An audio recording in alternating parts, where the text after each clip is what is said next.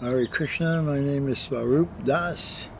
I was asked to participate in the 60th anniversary of what is essentially the launching of the International Society for Krishna Consciousness, when Srila Prabhupada officially began his mission here in America, eventually the West and the world.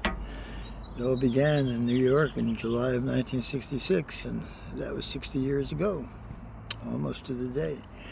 I live in California. I could not make the trip to New York, unfortunately, but I was asked to perhaps speak something about my memories of that time. So anyway, I didn't arrive in the early days. I joined in the summer of 1969, and by that time the temple had moved from 26 Second Avenue to 61 Second Avenue. Didn't move very far. We joked about moving uptown because 26 Second Avenue is between 1st and 2nd Streets, and 61 was between 3rd and 4th Streets. So really, we just moved 2-3 blocks up. 61 was on the west side of 2nd Avenue and 26 on the east side of 2nd Avenue. So that's the geography of it all, in case you wondered. So like I said, I joined in the summer of 1969. ISKCON was still relatively small. The real growth didn't really begin until like the early 70s.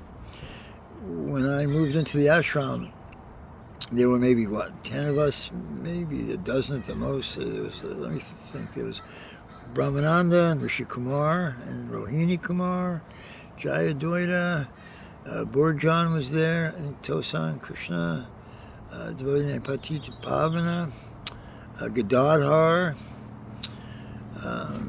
and a German devotee named Uttama Shloka. Remember, towards the end of 69, Kirti Raj was coming on the weekends.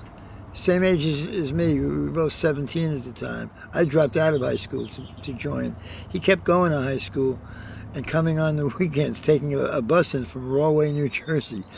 And he would bring his sleeping bag with him because we had we all slept on the floor. In fact, I used the Manhattan Yellow Pages for a pillow. I think there was one or maybe even 2 bunk beds. And on one of the bunk beds, I'll never forget this, Uttama Shloka, the German devotee, every night as we were drifting off to sleep, he would sit up and he would recite the Sikshastakam, Lord Chaitanya's 8 prayers in English with his German accent. And it was real sweet. He would say it real softly. And, oh my Lord, you have hundreds of thousands of names. And glory to the Sri Krishna Sankirtan. It was very nice. And so one Sunday night, as Kirti Raj was getting ready to leave after the feast, I said, why don't you leave your sleeping bag here so you don't have to schlep it back and forth? And he said, okay. And that way I got to use his sleeping bag. That was luxury for then and there, between Monday and Friday until he came back. I dreaded the weekends. So what I remember about that temple, there was a narrow flight of steps that went up from the street, and as soon as you got to the top, there was a small hallway, like a foyer, and then a little room with a glass showcase where there was whatever few books were available at the time, which was Prabhupada's original Bhagavatams.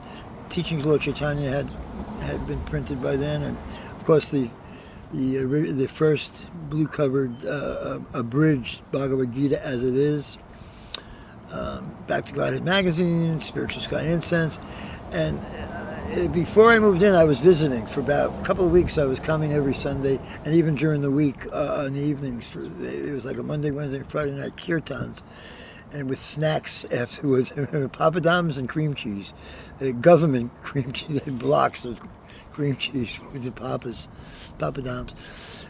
And so one Sunday after the feast, I told Brahmananda I wanted to move in.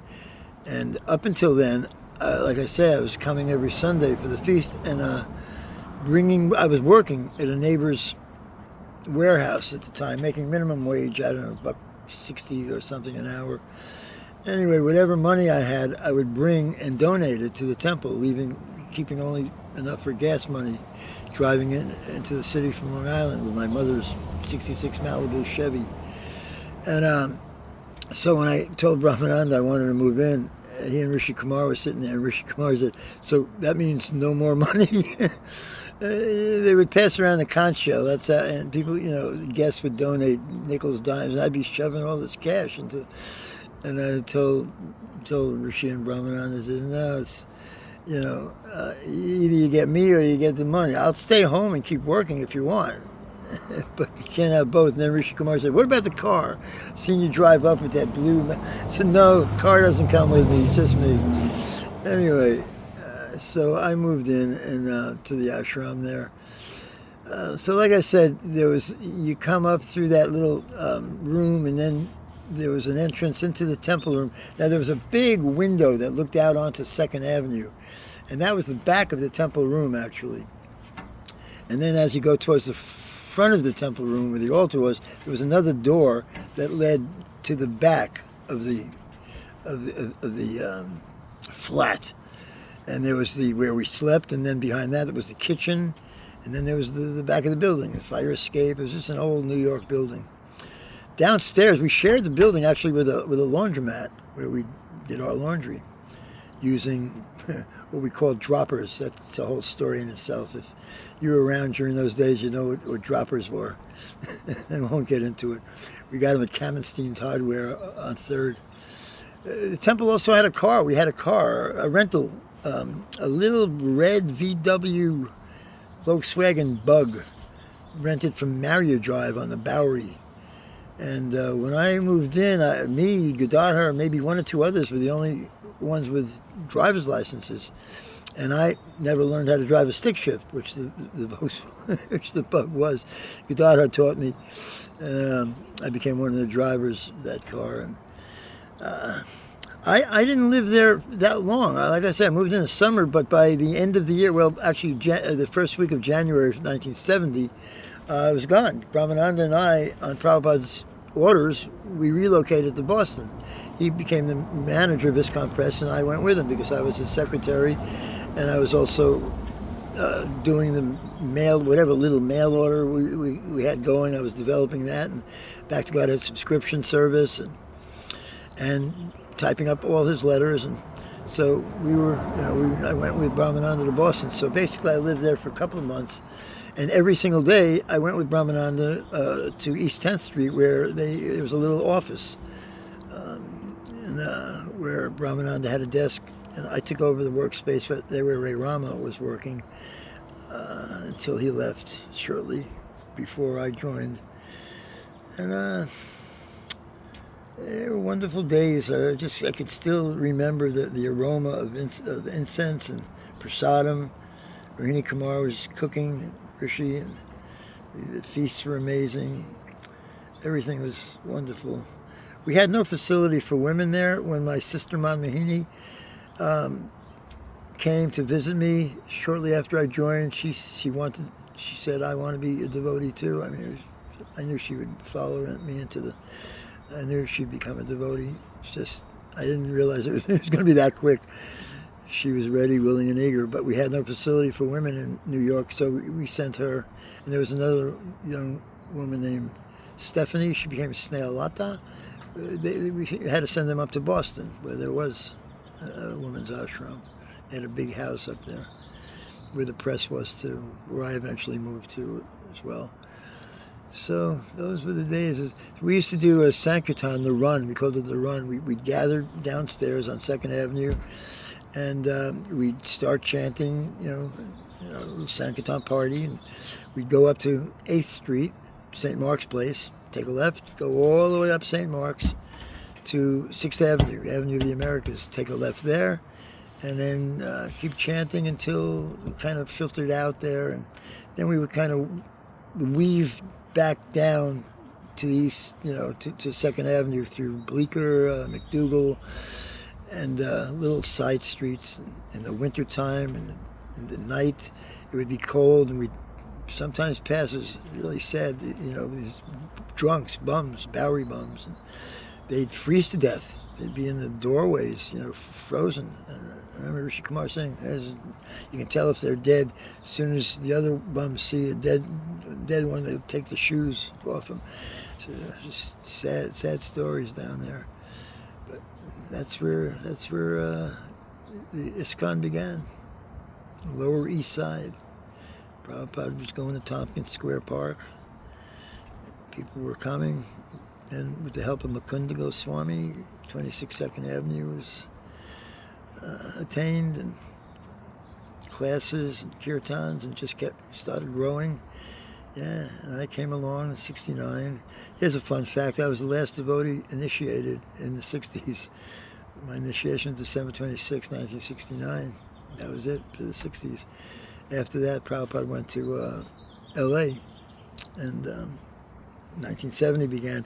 As a matter of fact, Prabhupada came to Boston late December 21st, as a matter of fact. So all of us New York devotees went up from 61 2nd Avenue, went up to see Prabhupada and stayed some days. We got home, we all got back to New York just in time to go out on Sankirtan at Times Square for New Year's Eve. So we had a Sankirtan, we chanted in the new year and the new decade. 69 turned to 70. And in the midst of thousands of drunken, crazy revelers, it's traditional in New York. Everyone goes to Times Square New Year's Eve and watches the ball descend from the Allied Chemical Building, and the New Year lights up. And so we had Sankirtan that night. It was wild. And about a week later, I remember Karuna Moya came down to New York with the Chevy 108 van, that dark blue van, and picked Brahmananda and me up. We threw our desks in the back, and we were off to Boston. So my experience there at 61 2nd Avenue was about only from the summer to the end of the year. But they were very memorable days, very wonderful days. Yeah. There was no facility for Srila Prabhupada at that center either. I mean, in 26 2nd Avenue, he had his apartment, but there was nothing for him in 61. He only came once when we were there. And it wasn't really the visit. He was on his way to Europe, where he went to Hamburg and then London.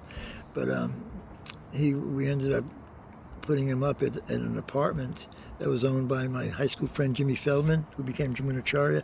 His father had an apartment in the city that he used for entertain clients when they came. He was a rich man, but they lived out on Long Island. But he had this apartment, a lease on an apartment in the Tudor City Place, nice place. So that's where Prabhupada stayed a few nights before he went off to Europe.